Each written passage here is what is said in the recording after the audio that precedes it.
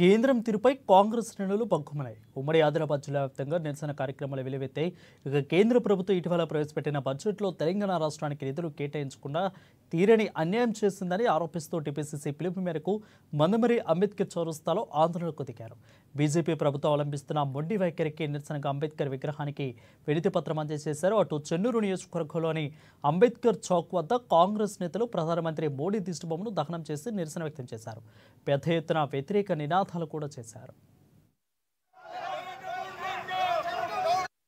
శాసనసభ్యులు స్వామి గారు అలాగే పెద్దపల్లి పార్లమెంట్ సభ్యులు గడ్డం కృష్ణ గారి ఆదేశాల మేరకు ఈరోజు అంబేద్కర్ విగ్రహం ముందు నిరసన కార్యక్రమం చేయడం జరిగింది. ఏదైతే కేంద్ర ప్రభుత్వం బీజేపీ మన తెలంగాణకు బడ్జెట్ విషయంలో అన్యాయం జరిగింది. ఎందుకంటే ఒక పక్క రాష్ట్రంకు బడ్జెట్ ప్రవేశపెట్టారు, మన తెలంగాణకు ఎందుకు ప్రవేశపెట్టలేదు? నరేంద్ర మోడీ జనం ప్రతిపాదికని అది ఇష్టం వచ్చినట్టు తెలంగాణకి తెలంగాణకి వేరే రాష్ట్రాలకి ఎందుకనాలి? జనం ప్రాతిపదికన ప్రతి రాష్ట్రానికి ఇవ్వాలి.